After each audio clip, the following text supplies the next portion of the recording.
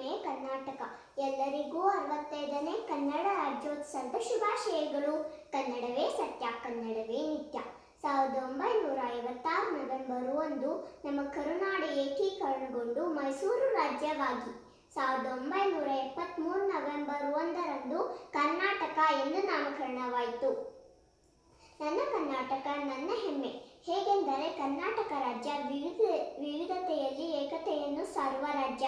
ಇಲ್ಲಿನ ಸಂಸ್ಕೃತಿ, ಸಾಹಿತ್ಯ, ಉಡುಗೆ ತೊಡುಗೆ, ಆಹಾರ ಪದ್ಧತಿ, ಭಾಷೆ ಇದನ್ನು ಸಾರುತ್ತದೆ.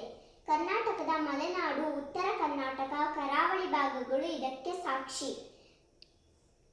ಕರ್ನಾಟಕದ ಆಡಳಿತ ಭಾಷೆ ಕನ್ನಡ. ಇದಕ್ಕೆ 2000 ವರ್ಷಗಳಿಗಿಂತಲೂ ಹೆಚ್ಚು ಇತಿಹಾಸ ಮತ್ತು ಶಾಸ್ತ್ರೀಯ ಸ್ಥಾನಮಾನದ ಜೊತೆಗೆ ವಿಶ್ವಲಿಪಿಗಳ ರಾಣಿ ಎಂಬ ಹೆಗ್ಗಳಿಕೆಯನ್ನು ಹೊಂದಿದೆ. ಕನ್ನಡ ಸಾಹಿತ್ಯ ನಮ್ಮ ಹೆಮ್ಮೆ. ಆದಿಕವಿ ಪಂಪ, ರನ್ನ, ಜನ್ನ, ಪೊನ್ನರಂಥ ಕವಿಗಳನ್ನು ಪಡೆದ ನಾವೇ ಧನ್ಯರು. ರಗಳೆ ಸಾಹಿತ್ಯ, ವಚನ ಸಾಹಿತ್ಯ, ಛಂದಸ್ಸು, ಕೀರ್ತನೆಗಳನ್ನು ಹೊಂದಿರುವ ಭಾಷೆ, ಸಮೃದ್ಧ ಮತ್ತು ವಿಶಿಷ್ಟ ಭಾಷೆ ಕನ್ನಡ. ಕನ್ನಡ ಭಾಷೆಗೆ 8 ಜ್ಞಾನಪೀಠ ಪ್ರಶಸ್ತಿ ಪಡೆದಿರುವುದು ದೊಡ್ಡ ಹೆಮ್ಮೆಯ ವಿಷಯ.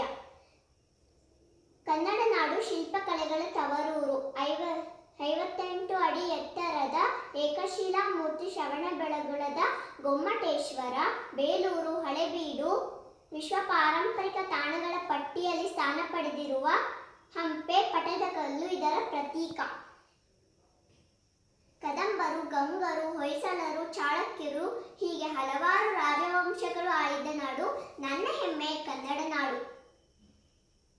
ಕೋಲಾರದ ಚಿನ್ನದ ಗಣಿ, ಹಾಸನದ ಉಪಗ್ರಹ ನಿಯಂತ್ರಣ ಕೇಂದ್ರ, ಬಿಜಾಪುರದ ಗೋಲ್ ಗುಂಬಜ್, ಶಿವಮೊಗ್ಗದ ಜೋಗ ಜಲಪಾತ ಹೀಗೆ ಹಲವಾರು ಖ್ಯಾತಿ ಪಡೆದ ನಾಡು ನಮ್ಮ ಹೆಮ್ಮೆಯ ಕನ್ನಡ ನಾಡು.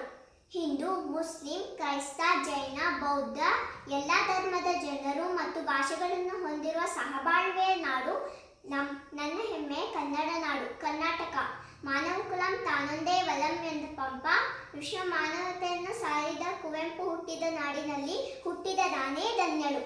ಎಲ್ಲಾದರೂ ಎಂತಾದರೂ ಇರು, ನೀ ಎಂದೆಂದಿಗೂ ಕನ್ನಡವಾಗಿರು. ಸಿರಿಗನ್ನಡಂ ಗೇಳ್ಗೆ, ಸಿರಿಗನ್ನಡಂ ಬಾಳ್ಗೆ. ಧನ್ಯವಾದಗಳು.